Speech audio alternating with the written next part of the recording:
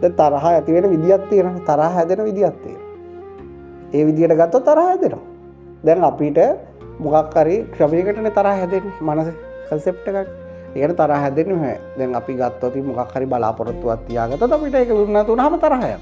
ඒක රහත් උනත් එකයි නැත්ත් එකයි බලාපොරොත්තු තියාගත්තොත් තරහ යනවා. එහෙනම් දවදන්න ඇන්ඩ්‍රු පේස් බුද්ධ කියලා. බුදුහාමුදුරට තරහ ගිය අවස්ථාවක්.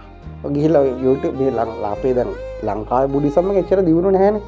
ඔය දැන් ටිබෙට් බුද්දිසම් එකේ තියෙනවා ඇන්ඩ්‍රු පේස් බුද්ධ කියලා. බුදුහාමුදුරන්ගේ ගිනි විසු වෙනවා. ඒගොල්ලෝ පිළිමයක් ඒකට වන්දනා කරනවා. වන්දනා. ඒගොල්ලෝ කියන්නේ බුදුහාමුදුරු මිනිස්සු দমনය කරන්න ඕන වුණාම අර යකෙක් වගේ පේන්නේ යාට කියලා කෑ ගහලා එහෙම කියනවා. එතකොට ඒක දැන් අපේ චිත්‍ර කලාව එච්චර දියුණු නැහැ. ඒගොල්ලෝගේ එක ගොඩක් දියුණු ටිබෙට් චිත්‍ර කලාව. එතකොට ඒගොල්ලෝ කියන්නේ ඒක ඒ හැංගීම තුළ තමයි ඒ වෙලාවේ බුදුහාමුදුරු වැඩි. ඒක කිසි වරදක් නැහැ. ඒක ගැඹුරු කතාවක්. ඒක ගහලා බලන්න හරි ලස්සන චිත්‍රයක්. ඒක බුදුහාමුදුරුගේ යකෙක් කියලා හිතෙන්නේ. හැබැයි යාලා කියන්නේ බුදුහාමුදුරුගේ හැංගීම තුළ යා ජීවත් වෙන්නේ. ඒක හරි. ඒ කියන්නේ දැන් අපිට රාගය ඇති වෙන විදිහත් එක්ක මේ මන්දපිණ්ඩික සූත්‍රය කියන්නේ ඒක. රාගය ඇති වෙන්න හැටි, දෘෂ්ටිගතික වෙන හැටි, මාන්නය ඇති වෙන හැටි, අපි ආයුධ අතට ගන්න හැටි, අපි බනින හැටි කේලම් බොරු කියන හේතුවක් තියෙනවා.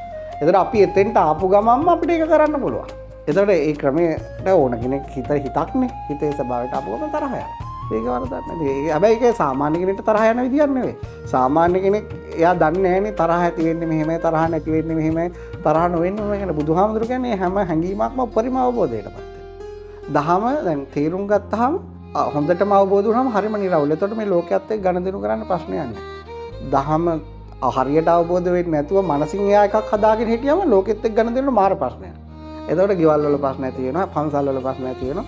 ඊට පස්සේ ආ බාහිර ලෝකෙත් දැන් අපේ පන්සලටත් එහෙම එනවා. ධර්මයේ තේව අවබෝධ වෙලා නැහැ. එයා හිතින් එකක් හිතාගෙන ඒක දහමගෙන. එතකොට යාට ගහකොලත් බණ විදියට පේනවනේ. ඒක පට ව්‍යාපෝ තේජෝ කියලා වැදිලා තියෙනවා. හරිද? එතකොට වින හට්ටි මුට්ටි පාව බඩෙන් පේන්න ඕනේ. එතකොට වාර පිස්සුවා. යට වාහන පාව බඩෙන් තමයි දකින්නේ. ඉතින් යා මනස ධර්මය අවබෝධ කරනකොට යාට ධර්ම ලෝකෙකුත් ඕනේ ජීවත් වෙන්න. ඒ බුදුහාමුදුරන්ට එහෙම ප්‍රශ්නයක් කියලා නැහැ.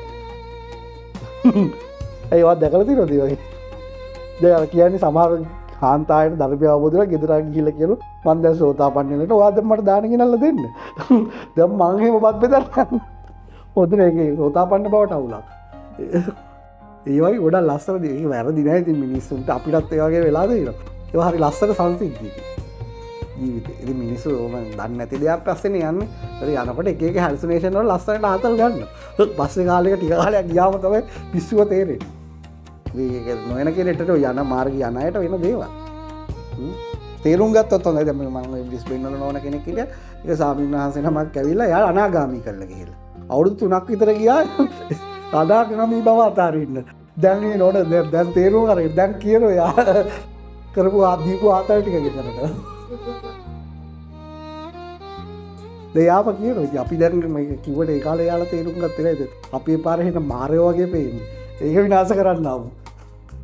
බොහොම අමාරුයි කවුරුද 7-8ක් භාවනා කළා නාගාමී වුණාම ඒක නැහැ කිව්වොත් මේ පාර විතර ඒක සාධාරණයි. දැන් පස්සේ යාම තේරුම් ගත්ත අවුරුදු 3ක් ගියා යාට. යාම පස්සේ කිව්වා ඒක හරියට එහෙම වෙනවා ඉතින් ඒ මාර්ගය යනකොට. එයයි එයාට හරි අවබෝධයක් ලැබිලා නේ. ඒගොල්ලෝ මහන්සියලා යාට ප්‍රතිඵල නැහැ. දැන් ඇත්තටම ධර්ම අවබෝධය කියන්නේ Tamanට තීන ප්‍රතිඵල ටික නැති වෙලා යන එක. කලින්ම තේරුම් ගන්නවා. දැන් බුදුහාමුදුරන්ට උනේ මොකද්ද? බුදු වෙන්නාද? දැන් බුදු වෙන්න පෙරම් පුරලා අච්චර කට්ටක් කාලා අන්තිමට බුදු වෙන ඒ තීන කෙනාන අවබෝධ වුණාම දැන් කවුද බුදු වුණා කියලා හිතලා ආතල් එකක් ගන්න. දැන් ඔයගොල්ලෝට සෝතාපන්න වුණා එහෙම කියලා මේ ධහම අවබෝධ වුණා කියලා ආතල්යක් ගන්න. දැන් ඒ ආතල් එක තමයි උඩේදී අවබෝධ වෙන්නේ. දැන් එතන අපිට ඕනේ එහෙමනේ අපි ඩිග්‍රියක් ගත්තා දැන් එහෙම අපි මේ තරමට ගියා අපි දැන් ගොඩක් කිසිම කියලා අපි හිතලා ඒක ආස්වාදයක් ලබනවානේ. ඉතින් අපිට එහෙම ආස්වාදයක් ලැබෙන්නේ නැහැ මේ යන පාරේ. මොකද එතෙක් කල්ලේ ආතල් එක ගත්ත කෙනා ඊයේ ඇත්ත කතාව එළිවෙන එකක් තමයි සිද්ධ වෙන්නේ.